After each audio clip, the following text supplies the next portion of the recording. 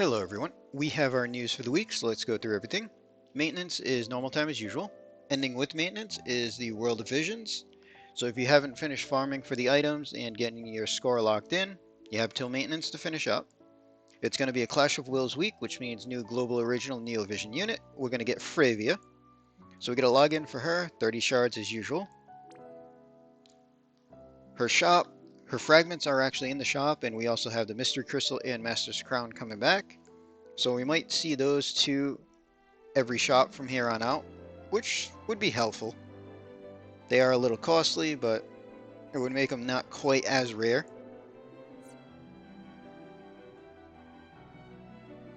Usual cash summons. They're changing up the vision card shop, so they're giving us a banner, you can get a ticket for it, and then they're adding in a hero arrives, Lena's bond with Hiryu, returned from the Feymarch and battle with Barbariscia.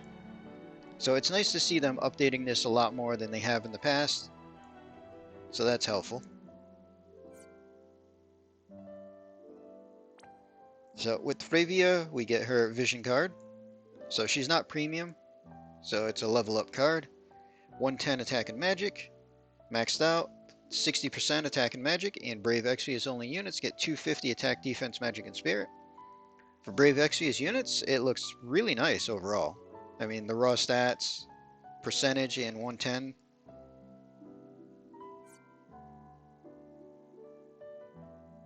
So we get the usual unit intro quest, no CG on her, just plain unit. Item World is coming back as well, which is always good to see.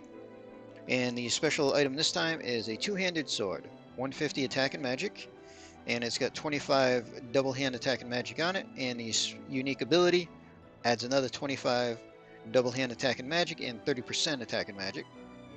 So overall, not bad. I'm interested to see if they made it a special variant or if it's just got a standard two-handed sword variant. We'll see when it actually hits.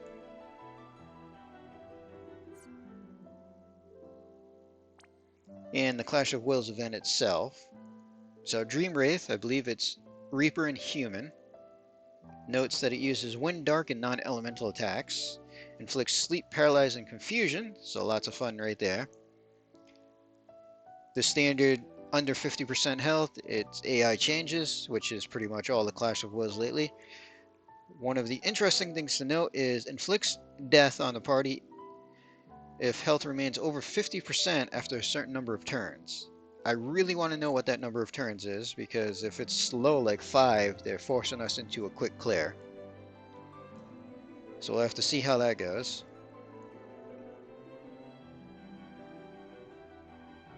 And then they're adding in a new challenge, which pretty much just reduces healing by 90%.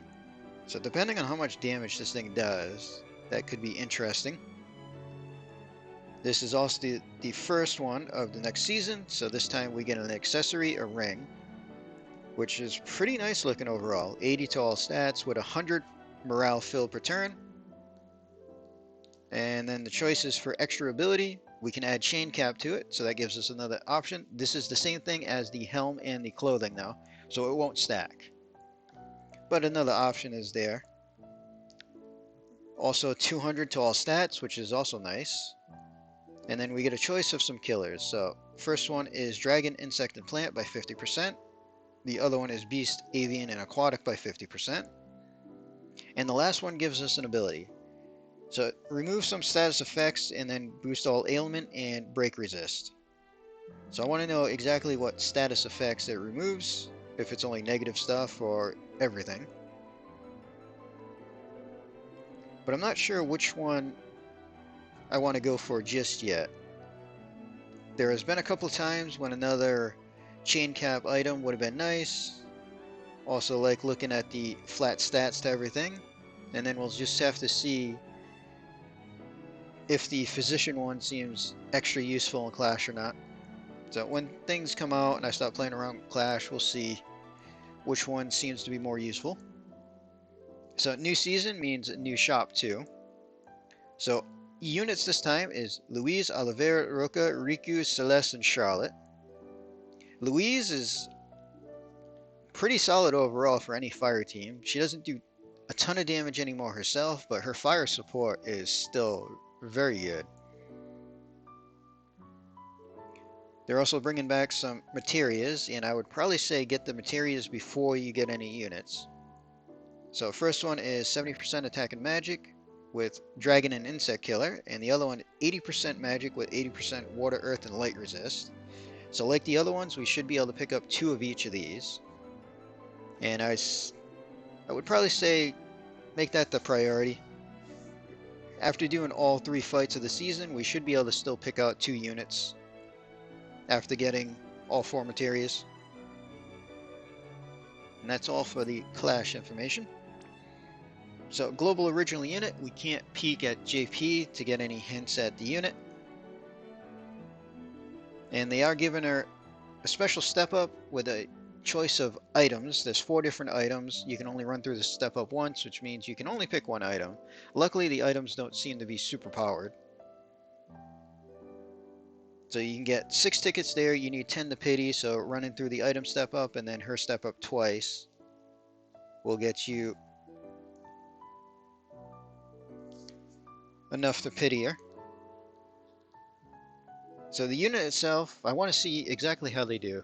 So Fryevia has always been a hybrid unit, but there's always been issues with hybrids and them needing like extra high modifiers to do the same amount of damage essentially.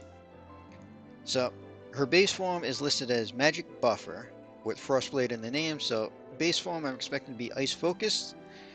My main question here is, did they make her magic focused or is she just hybrid in both forms? Because her shift form is Aurora, which her Aurora form is light base usually, and physical attacker and debuffer. So it looks like they might have split her out to be magic base and physical shift, and then just ice base and light in the shift focus, which I'm okay with that overall. But we have to wait to the data mine to actually see. True Brave Shift, which is always handy. Her super is really nice looking. 2-handed sword with 220 attack and magic. Fryevia. Looks like all versions of Fryevia get 800 attack and magic, which is extra nice. And then everybody can get 50% limit damage and 50% demon and reaper killer. Her regular trust is pretty handy too. Can equip swords and 50% attack magic and limit damage. So having all those different things there is kind of nice. EX ability, 500 attack and magic and 100% chain cap. So what I'm wondering is if this is going to be 200% total, like if she has a normal 100% and then her EX ability unlocks an extra 100 so that she doesn't need any external source like what we get with Titus now. Makes gearing a lot easier. And featured abilities, so Frost Blossom looks interesting. Consume limit to reduce ice. I'm assuming like 130-ish, 135 if we're lucky. Add ice to the party, boost ice damage. Hopefully that's a decent amount. And then also activate an area effect. So I want to know what the effect is because it doesn't state. I mean, it could be like an ice and peril, which would be strong. Could be just a nice boost, which honestly would also be nice. And then the Magnus is remove positive effects and reduce attack, defense, magic, and spirit, ice, and light resist for all enemies. So being a Magnus and only 2 uses per battle, this should be a pretty decent break, I think. But again, we have to wait till the data mine to actually see. And then down here, we can see what items we can pick with the card from that special step up. So the first 2 items, the Garb and the Trench, would probably say pass on these. 2000 health looks big, 60 defense, 60 spirit. One has 50% physical evasion, the other has magic evasion. I think these are probably the weakest items listed. There's lots of ways to make a unit full evade. And then magic evasion, I believe 50% is the cap. A lot of magic tanks have some sort of evasion. I think Shao even has 50% magic evasion, and you don't see him evading magic all that much to make a big difference. But unless they change things, magic evasion doesn't stack at all. They don't want us to get to 100% because that would probably break a few things. But the other 2 are killers, so 50% attack and magic, and then 75% on 3 killers. So the first one is Human, Reaper, and Plant, and the second one is Demon, Machine, and Aquatic. So out of the four items, I would say the killer materials would probably be the best item to pick, and probably go with what you need more killer wise. That would be my suggestion. So that there is pretty much all the information that we have. So Fryevia Clash of Wills unit, I'll be pulling myself. I'll probably just go to Pity and just do the item step up and 2 runs through her own banner just to Pity and hopefully pull a couple. But we'll see how that goes there. Anybody that decides to pull, we'll wish you luck. And that's pretty much all the information we have, so we're going to end this video here. Hope everybody enjoyed.